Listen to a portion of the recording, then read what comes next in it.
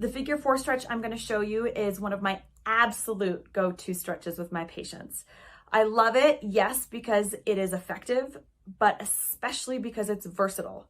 I have a lot of patients who have desk jobs. They are working on their computers multiple hours a day, and they can do the stretch in their chair. So you can do it in your chair, you can do it on a bench. If you're at home, you can do it on your bed. You could do it seated with your back against a wall. You can also do it lying down if you have that available to you. So there are many variations. I will show them to you, and you get to pick which one is best for your body and what is best for your environment.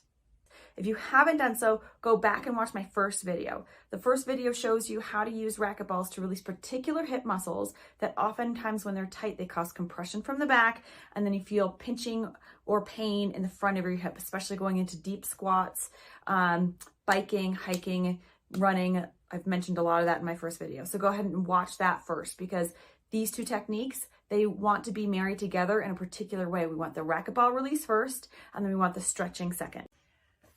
Okay, for the Figure-4 stretch, we're going to pretend that my right hip is the tight hip. I just went to the wall, I used the racquetball, I rested, I softened, released with the bug squash, and now I'm going to move right into a seated position where I can stretch that right hip. So what I'm going to do is I'm going to lean back with my hands. I take my right leg and place my right ankle on top of my left knee. What this looks like from the side is this.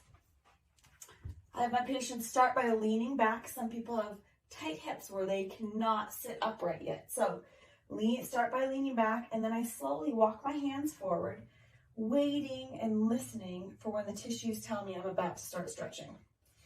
And I walk my hands forward, my chest up. I'm hinging at the hips. I'm not rounding at the back. We want a hip stretch, not a back stretch. So we go to a point where we feel the stretch, and then we just wait for it to release. These nice, long, low, light stretches are going to be the most effective for opening your hips and maintaining that length that we want.